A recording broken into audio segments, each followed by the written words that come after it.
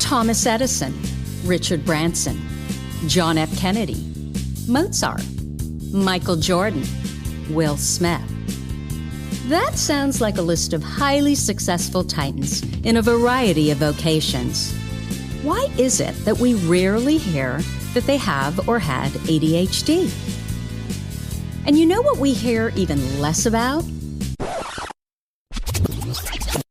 Serena Williams, Emma Watson, Mel Robbins, Whoopi Goldberg, Agatha Christie, Erin Brockovich, Cher.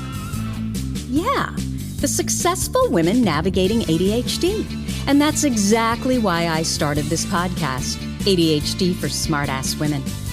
I'm your host, Tracy Otsuka. I'm a lawyer, not a doctor, a lifelong student, now a coach. I'm also the creator of Your ADHD Brain is A-OK, a system that helps people like you figure out what they should do with their life.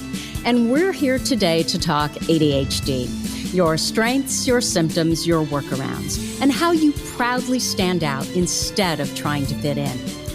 I credit my ADHD for some of my greatest gifts. And you know what? I spy a happier life for you too.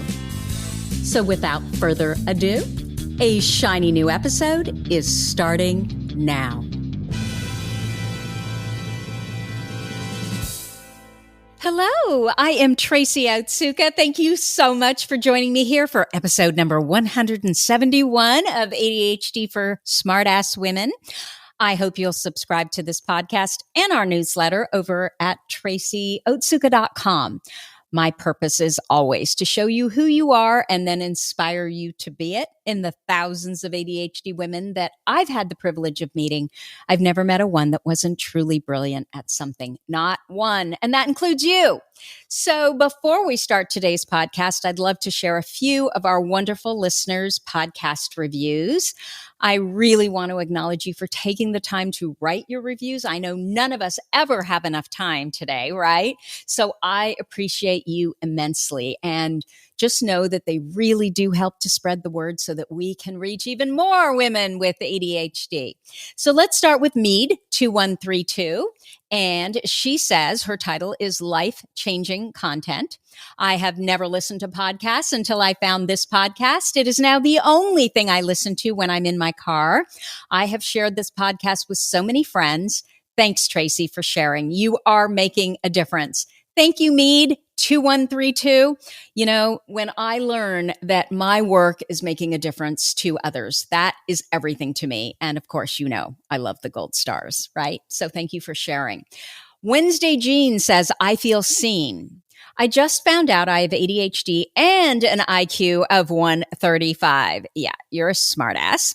As I struggle to make sense of this confusing diagnosis and how to raise my 2-year-old and meet work deadlines, I'm heartened to hear stories of women just like me. I've just listened to a couple of episodes, but already am hearing about all kinds of symptoms I didn't even know were symptoms. I feel seen and I'm excited to learn how to cope and even thrive in a neurotypical world. Wonderful, Jean. Thank you again so much for sharing. Then we've got coconut uke. I wonder if that means coconut ukulele. Anyway, it's titled Medical Student or Med Student.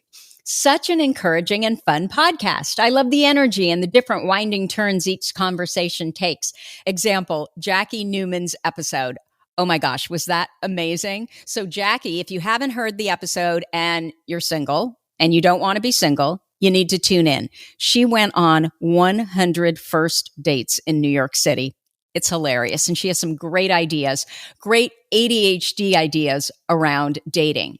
Okay, so Med Student goes on, or Coconut Uke goes on to say, I listen to this podcast while doing errands around town and find myself sitting in my car a little longer, sometimes just to finish different stories. Thank you, Tracy, for your podcast. Well, thank you, Coconut Uke, for listening and for sharing.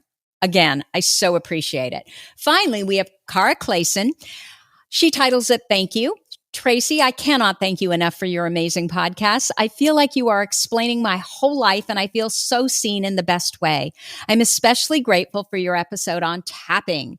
I tried my usual migraine remedies when I felt one coming, but nothing worked. I remembered you talked about tapping, and I tried it, and it seriously took the migraine away. I'm shocked. So thank you. Yes, tapping is amazing. And it's not hippy-dippy woo-woo. There is so much science behind it. I think there are over 200 research studies on tapping from major universities like Harvard and Stanford and Johns Hopkins. And yeah, you need to try tapping. And it's so simple, right? And it's so cheap. So yes, thank you so much, Cara, for sharing that. So, okay, let's talk about this week's topic. Speaking about, oh my gosh, you're got to be kidding me. Is this related to ADHD too? So this week's topic is all about ADHD and dental health. Yes, there is a correlation between crowns, root canals, TMJ, TMD, basically what we're talking about, or TMJD, right?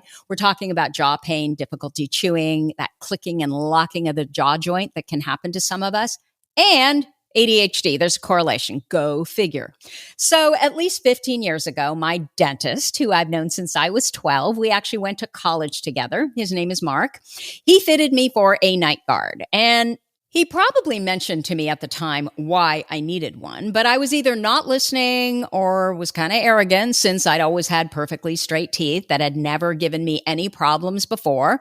I didn't have to have braces, retainers, any of that, right? I didn't even have cavities. So I thought, I don't need to listen to this.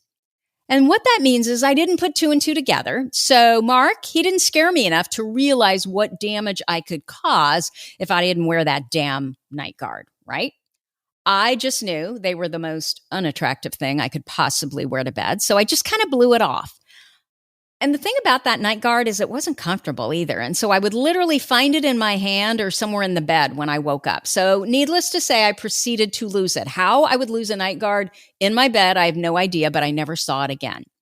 Fast forward to almost 2 years ago when I'm sitting in my new dentist chair. Mark lives about 2 hours from where I live. And I realized that I really had to get my teeth cleaned more than once a year. And I was never going to do it if my dentist was 2 hours away.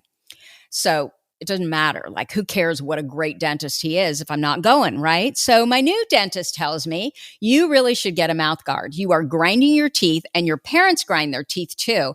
And they've had to have quite a lot of work done because of it. And I'm thinking, what?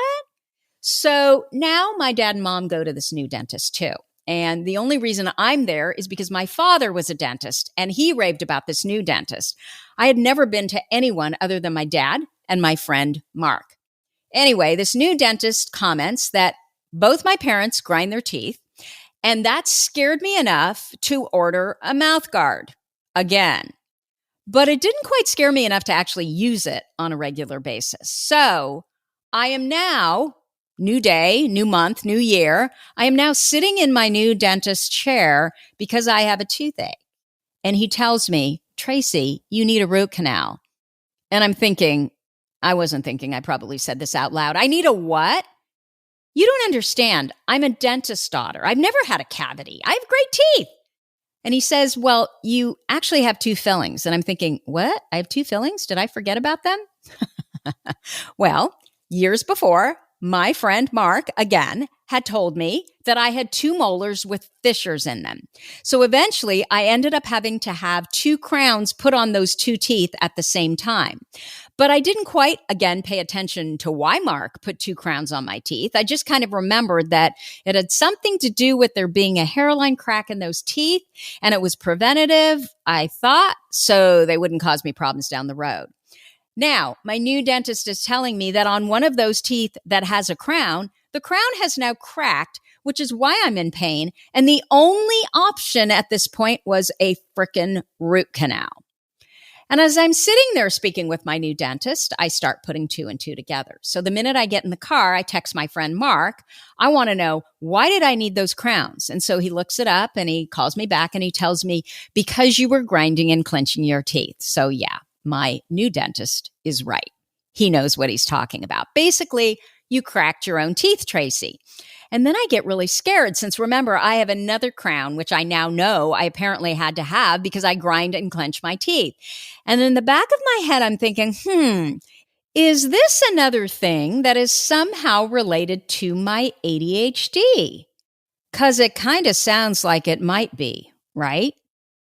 I mean, we have sensitive nervous systems, which can result, we now know, in skin picking and nail biting and hair pulling. I mean, why not also teeth grinding? Yeah, just bring them all on. So the next day I go and I get a damn root canal. And believe it or not, you're not going to believe this. I still don't believe this, but I apparently have a very small mouth. And I never thought that anyone would ever say that, right? But this new dentist had told me that. So this is probably, I discovered why I hate going to the dentist even more than I would hate going to the dentist. And apparently there are endodontists. Those are the ones who perform root canals, right? And there are endodontists who perform laser root canals. Yeah, well, I didn't go to one of them. I went to one with all kinds of drills, and it was the most disgusting medical procedure I have ever had done. So they have to numb you up, and I swear I got at least 8 injections to do that because my mouth just wouldn't numb. And I'm trying not to gag the entire time. It was a good hour and a half with this rubber thing called a dental dam in my mouth. And the worst part truly was the thought of what the endodontist was doing. You know, that default mode network, our imagination, right? It's not our friend during a root canal. But even worse than that was I had all this thoughts about what was going on. And then I combined it with the sound of the drill.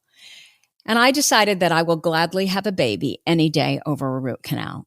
So if I ever have to have another one, I will 100% get a laser one. I cannot do that whole drill thing again. Laser root canals are apparently also safer because there's less chance for cross-contamination from bacteria. So the next day after this root canal, I mentioned to a couple of my ADHD friends that I had a root canal, and they all said the same thing. Oh, that's nothing. I had 3. I had 4. I had 5. I had 7. And so now I am wearing my damn night guard religiously. And I will tell you that you do get used to it. So shortly after my root canal, I had dinner with my dentist friend, Mark. And he really helped me to flip my negative thoughts around the night guard, which made a big difference in how I view it.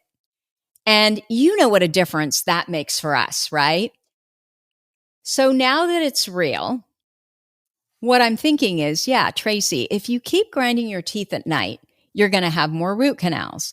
So I am now connected to my intention of never, ever having to go through that again if there's any way that I can prevent it. And what Mark was telling me was, he had flipped it in his own brain too, where he's gotten to the point where he can't sleep without his mouth guard.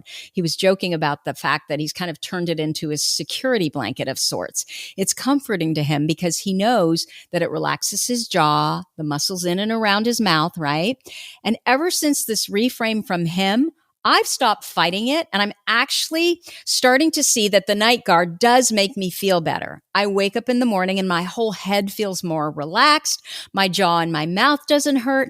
And I catch myself now during the day when I'm tensing up my jaw and my mouth muscles. You know what it is? There's now just so much more awareness around what's going on in my mouth. Now, when I don't wear my night guard, everything in my mouth and jaw seems tight the next day. And when I wear it, I feel like those muscles are much looser, they're more relaxed, which then translates to feeling more relaxed throughout not just my head, but my body. So that prompted some research, right? And that's when I discovered that yes, crowns, root canals, TMD, TMJ, TMJD, bruxism, grinding, clenching, they're all connected to ADHD. But I still wanted more verification. So recently I posted this question in our Facebook group, ADHD for Smartass Women. Here it was. So podcast question for those that are 45 or older only. Have you had a crown or root canal? First of all, let me tell you that ADHD women almost never follow directions. I specifically gave them the option of checking yes or no. Either they've had a crown or root canal or they haven't. So, what did the ADHD for Smartass Women do? Of course they did. They provided 22 additional options. So, because of that, well, it wouldn't be a scientific study anyway, but it's especially not scientific because of those 22 additional options.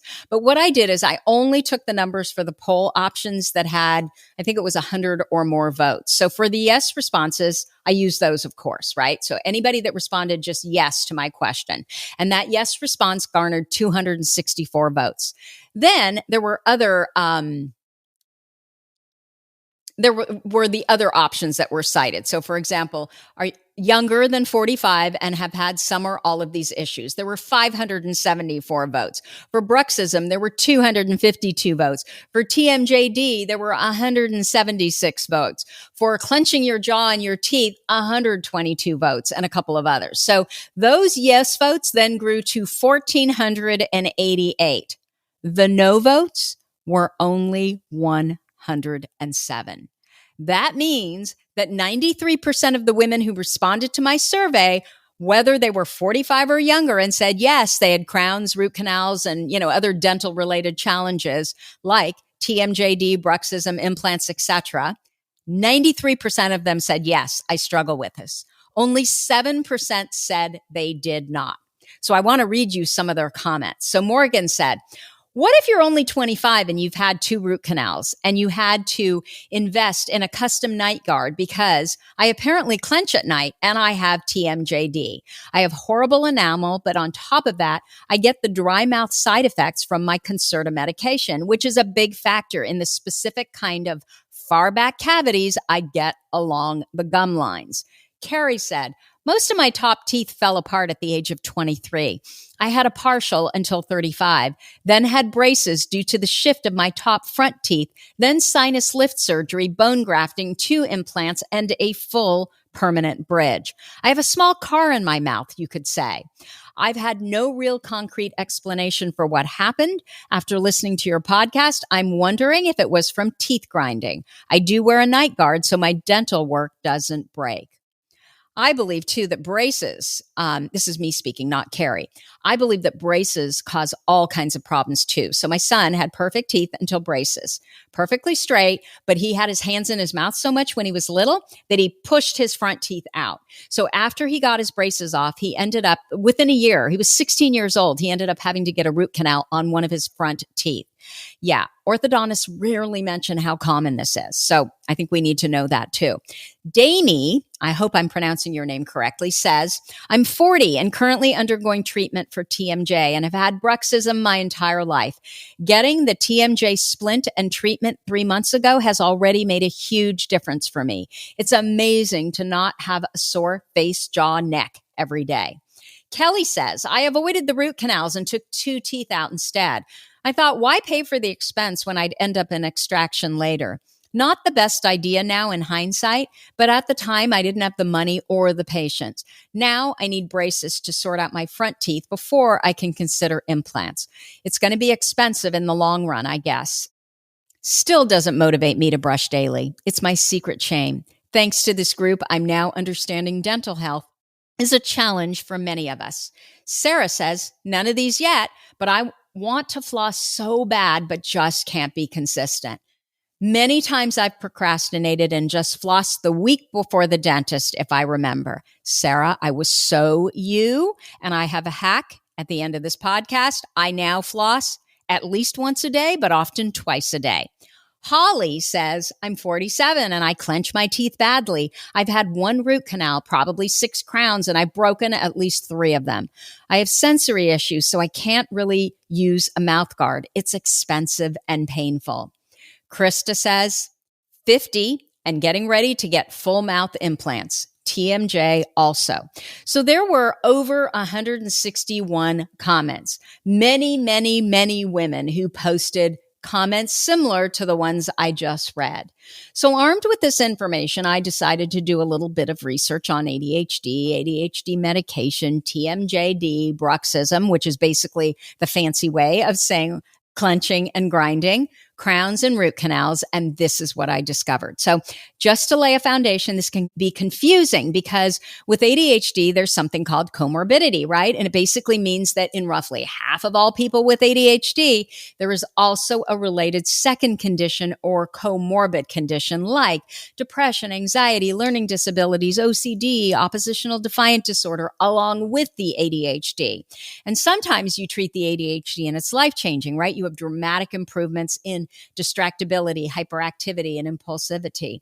Other times you treat the ADHD and the ADHD symptoms improve, but there are still other symptoms that persist or new symptoms that appear, symptoms related to these other comorbid conditions. So in my case, stimulant and other medication created anxiety.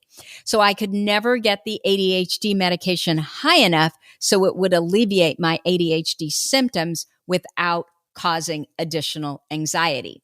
So I was constantly asking this, like, what came first, the chicken or the egg, right? And pair that with the fact that we are an intense lot, us ADHDers, right? When we're really into something, we don't do it halfway. So I was asking myself, is it my ADHD traits, my intensity that is causing me to grind my teeth? Or is it the medication that is causing me to grind my teeth? Again, I couldn't get the medication high enough, right? So I ended up having to stop medication because the medication caused my anxiety, right? So I've always had this kind of low-level anxiety, I suspect, which is why I'm intense and hypervigilant in certain situations, right? And so I'm like, or is this just all my ADHD, right? ADHD, anxiety medication. We haven't even talked about stress. Like, what is the real cause? And when we're talking about bruxism or tooth grinding, I wasn't aware that I was even doing this before I learned that I had to have this root canal. I'm wound tight, right? I don't really know how to relax. I don't know how to not care. Well, the things I don't care about, but everything else, like, I totally care about, right? There's an intensity around just about everything that I do. And like our interest-driven brains, when we're interested, we're all in.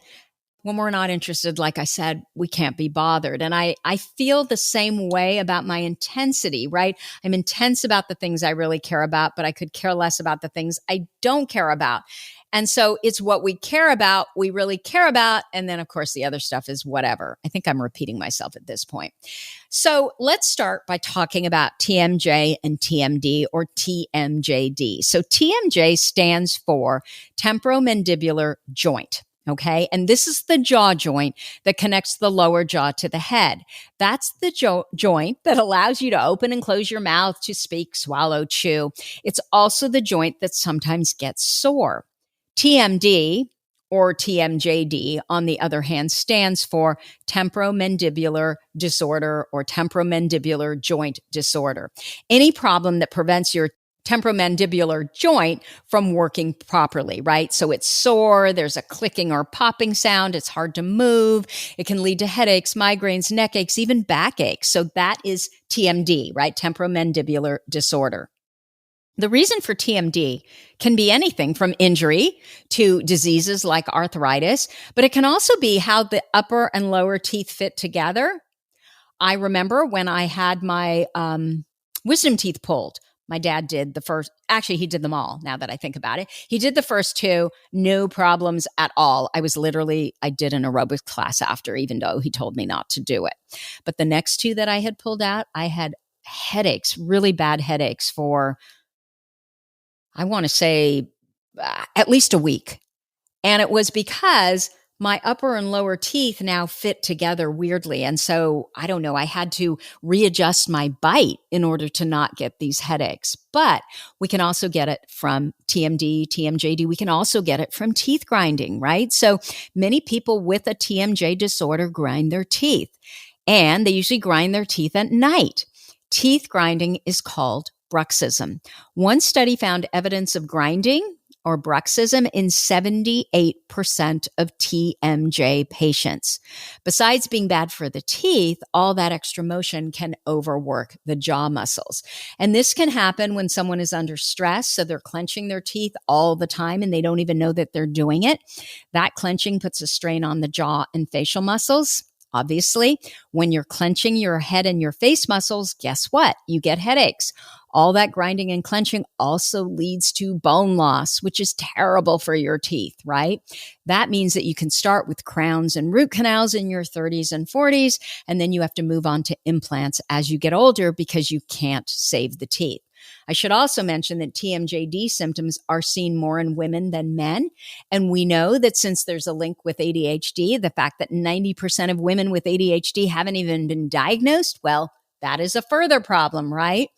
What's really interesting to me is a couple of years ago, I did research on this subject of ADHD and dental health, and I couldn't find articles or studies on this subject from any of the organizations that work to provide education on ADHD, so specifically Adhd or ADDA and CHAD, which is the organization for children and adults with ADD. There was nothing. And I just went back and looked again, and there is one article now for kids and adults on CHAD. Actually, I think the article is only for kids. That's my recollection. But they were the only one, CHAD was, out of these three organizations that have added anything at all on this subject. What CHAD mentions is that cavities are the most common dental issue that dentists see in children with ADHD. The executive function challenges make it difficult, right, for these kids to brush their teeth after meals, to floss. And then we eat more sweets, right? So we're going to be at more risk for cavities. In a study published by the National Center of Biotechnology Information, only 48% of children with ADHD brush their teeth every morning, and only 48% brush their teeth every evening. No kidding. Guess what? If you don't brush your teeth, you're going to have more cavities, right? I remember when my son was a child, he would wet his toothbrush and then he would lie to me about having brushed his teeth. And I remember doing the exact same thing when I was a kid. CHAD also mentioned another study that showed that children with ADHD had nearly 12 times the odds of having a high number of diseased, missing, and filled teeth. And you can imagine what happens if you are not brushing your teeth from the time you are a child. You're eating more sweets. You're not aware of what you're doing, right, to your dental health. And by the time you're an adult, guess what? All of that catches up with you. According to CHAD, the second reason children with ADHD are at risk for cavities is because of medication. ADHD medications can lead to changes in diet and appetite, which can increase a child's risk for cavities. The side effects, such as dry mouth, also make these kids more prone to cavities. But that was it. No other ADHD organization mentioned ADHD in dental health, and this was basically the extent of what they discovered. However, what I found out was there were a lot of dentists all over the country who seemed to have connected ADHD, medication, teeth grinding, and poor dental health. Common dental-related side effects with ADHD medication were dry mouth, which predisposes adults and children to cavities and gum disease, inflammation of the salivary glands, I think that's how you pronounce it, sinuses, soft tissues of the mouth, tongue and gums, swallowing problems, and bruxism. Again, it predisposes us to clench and grind teeth. Of course, there are also the executive function issues, right? Like not sticking with a brushing or flossing protocol, a higher frequency of snacking or grazing throughout the day, a higher propensity to drink caffeinated beverages. Remember, caffeine is a stimulant. So if you're drinking coffee throughout the day and your coffee has sugar in it, it's not helpful, right?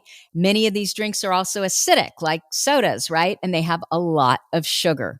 No surprise here. Sugar increases dopamine. We love sugar, despite the fact that my dad was a dentist and we were not allowed to eat candy or sweets. I bought and hid more candy than I care to admit. I loved anything sweet. I think I told you in a previous podcast about the 12 boxes of turtles that I was supposed to sell for my elementary school. It was a fundraiser. Well, I ate all 12 boxes and then had to bust into my piggy bank to pay the school back. And I don't know what I was thinking, but I didn't throw the boxes away. And we were not allowed to eat candy. My dad, again, was a dentist. So I stuffed them all in the trundle underneath the bunk bed in my bedroom. And my brother found them. He ratted me out, and I got in so much trouble. Anyway, teeth grinding damages teeth in several ways, including chipping and cracking and shorter teeth. Most people who have ADHD engage in some form of this, regardless of how severe their ADHD is. So even those with mild cases of ADHD, we can grind our teeth. So that means that a mouth guard from your dentist is imperative, so you don't remove your enamel by grinding. The enamel is what protects your teeth. Dry mouth is also going to be a common symptom that people with ADHD face because of the medications, right? This can be a real problem with your teeth and gums because it means that the bacteria that causes cavities and gum disease, it's going to stay on your teeth and gums longer. And what happens? The bacteria will also multiply faster. So what can you do?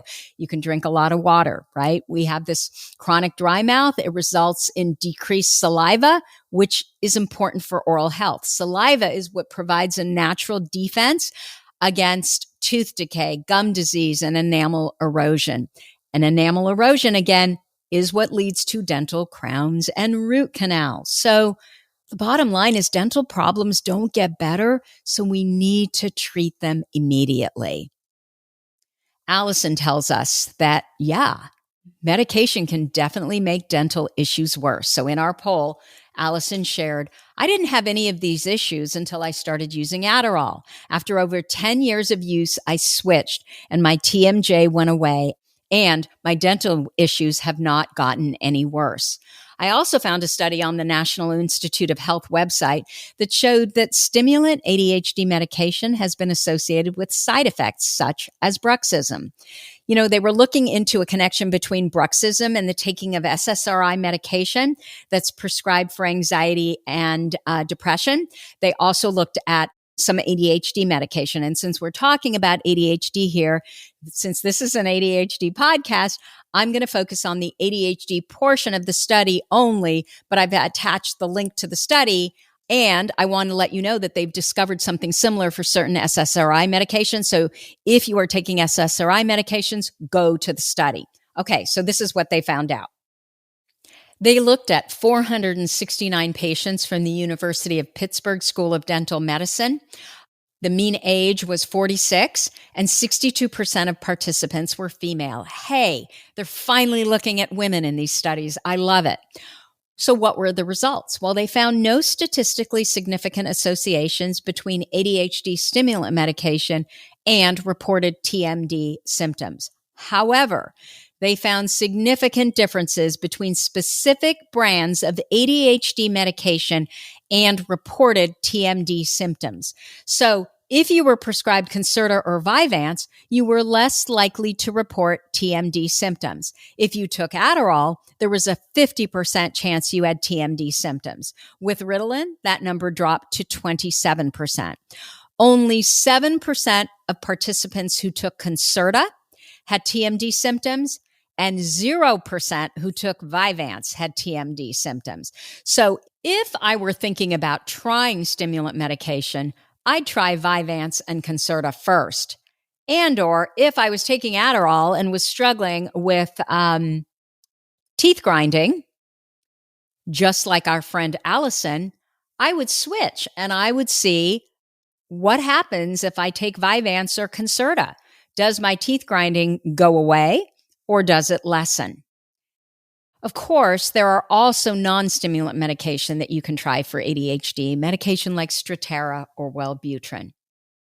So based on everything I've read about the subject, I believe it can all lead to crowns, root canals, implants, or worse, right? The actual ADHD, which predisposes us to be wound a bit tighter, our intensity, our too muchness, our drive, our hyperactivity, our constant need for movement, our hypervigilance, it causes our bodies to tighten rather than relax. Clearly, many of us naturally clench our teeth. The medication can cause more clenching and grinding. The dry mouth from the medication leads to tooth decay. Our propensity to seek out sugar doesn't help because it increases dopamine in our brains, right? And it helps us better focus, but it rots our teeth. Our impulsivity and our unwillingness to follow a plan, our struggle with executive functions, right?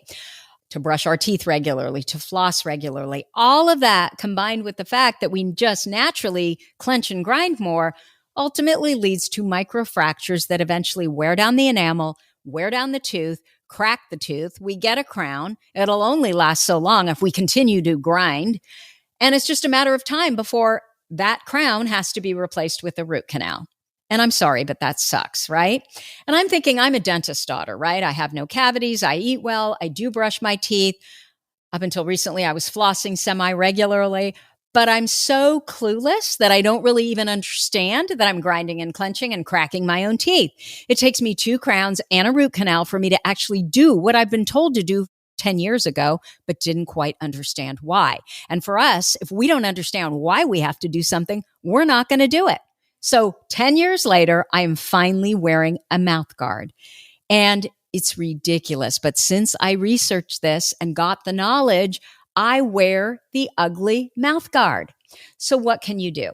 And if you're in your 20s and 30s, I want you to listen to me because having a root canal is literally the most disgusting thing I can think of. You do not want to have all this extra dental work, right?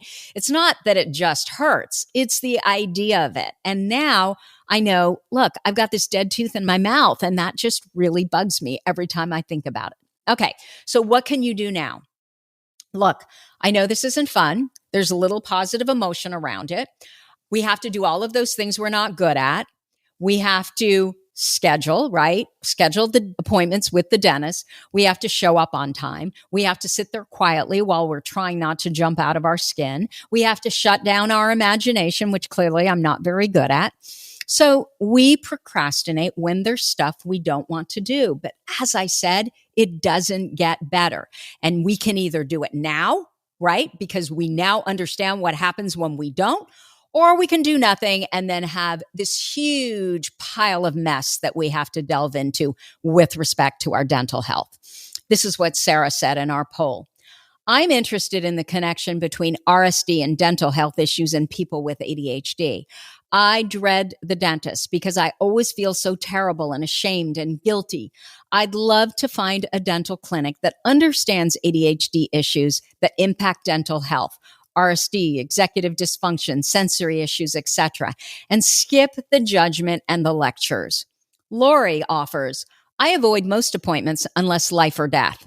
Dentistry is torture. Sitting, bright lights, mouth open. And the only reason I had a root canal was a cavity I ignored in an old childhood filling. For the root canal, I think I wound up ignoring following up on that too. And then I wound up having to get it pulled. And when I say ignore, that's dealing with major pain for months before it's so unbearable and I have to go to the emergency dentist. Alicia says, 40 and I've had 12 plus root canals, an implant, and a bridge. Dental care has been hard for me, and I had a very traumatic experience at the dentist's office in college, so that didn't help matters. I'm back on track now, and I haven't had a cavity in years.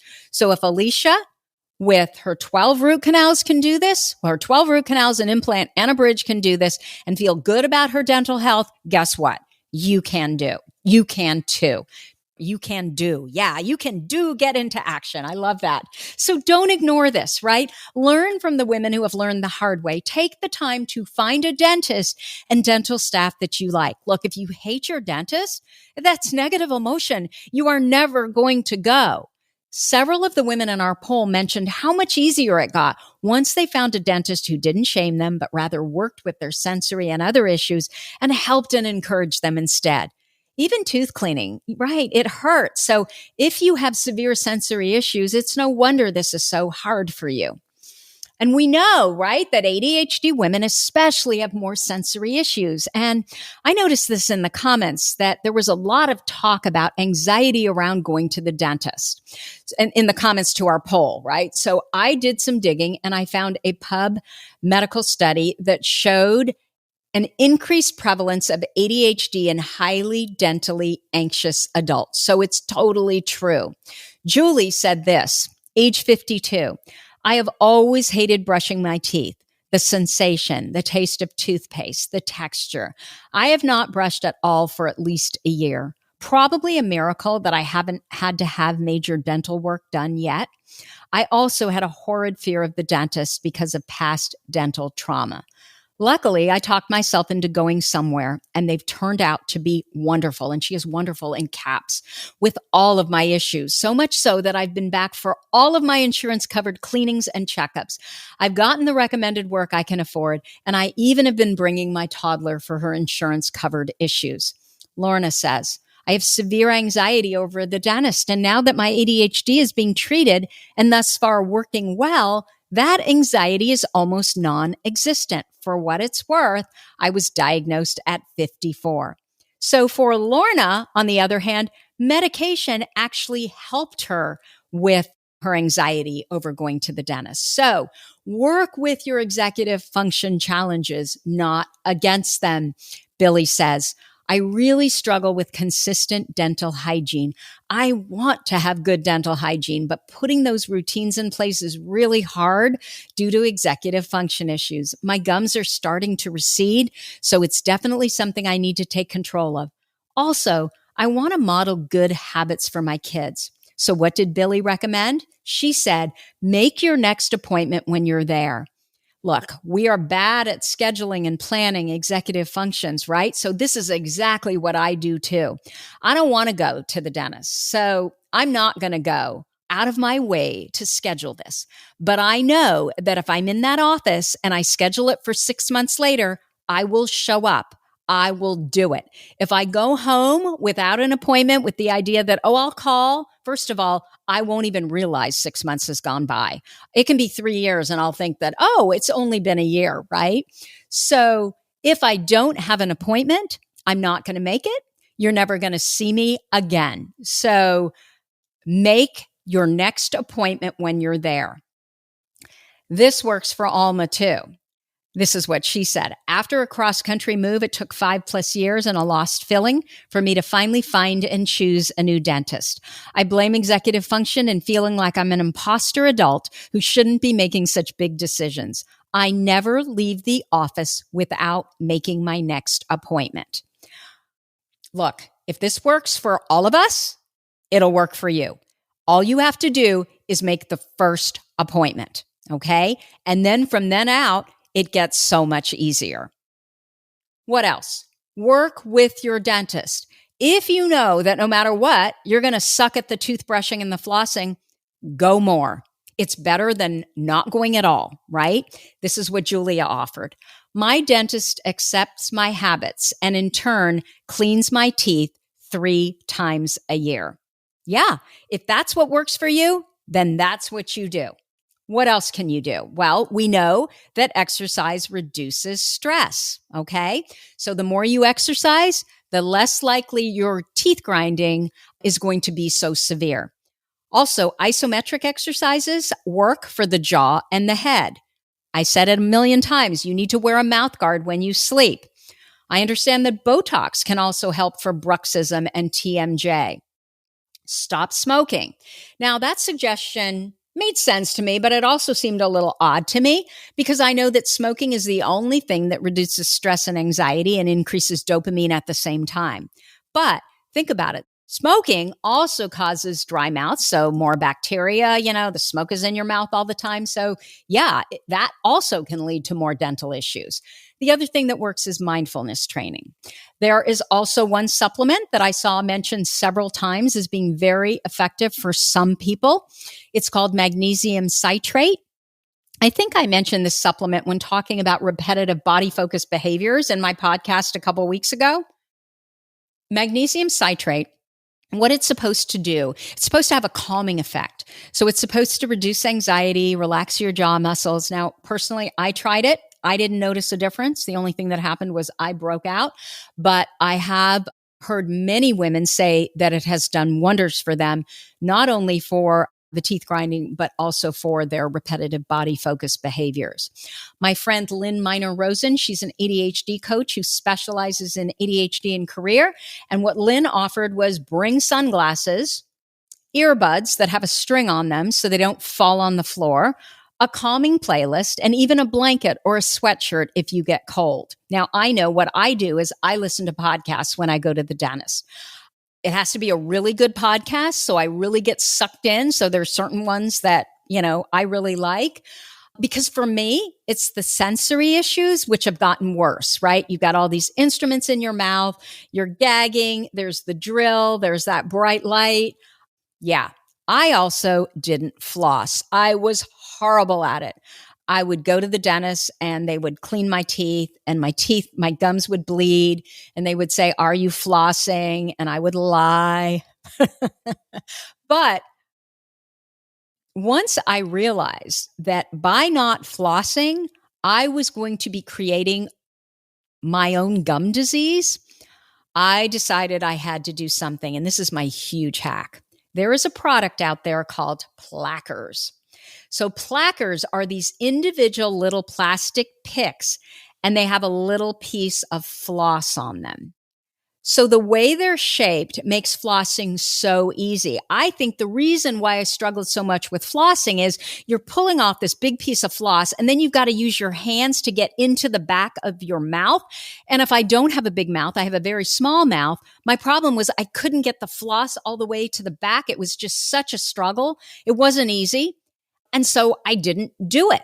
Now, with plackers, I never miss a day because it is so easy. Now, if you have sensory issues around mint, I couldn't find a placker that wasn't anything but mint, but it's not strong.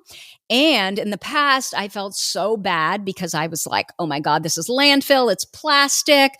And then I think, well, but at least you compost, you rarely eat meat, so you're doing your part there. But I would still feel guilty every time I pulled them out. Well, guess what? They just developed a placker that is made from recycled plastic. So I am going to be buying those next. So anyway, that's what I have for you for this week. If you like this episode, please let us know by leaving a review. Our goal is to change the conversation around ADHD, helping as many women as we possibly can learn how their ADHD brains work so that they too may discover their amazing strengths. And your reviews, they really help in that regard. I can't tell you how much I appreciate you, and the fact that you submit the reviews, you show up here every week recording this podcast, just so you know, it's one of my favorite things that I do. So thank you, thank you, thank you. Have a great rest of your week. As always, you're listening to ADHD for Smartass Women. Come join me over at tracyoutsuka.com. That's where you'll find the show notes to this episode. Thanks for listening, and I'll see you here next week. You've been listening to the ADHD for Smartass Women podcast. I'm your host, Tracy Outsuka, and we're available on iTunes, Stitcher, Spotify, and Google Podcasts. Not coincidentally, ADHD for Smartass Women, it's also the name of our free Facebook group. We're a totally smartass community of successful, ambitious women who share our ADHD wins, questions, and workarounds. Join us at tracyoutsuka.com, where you can also find more information on our Your ADHD Brain is A-OK system. I spy a happier life for us, and I'll see you again next week.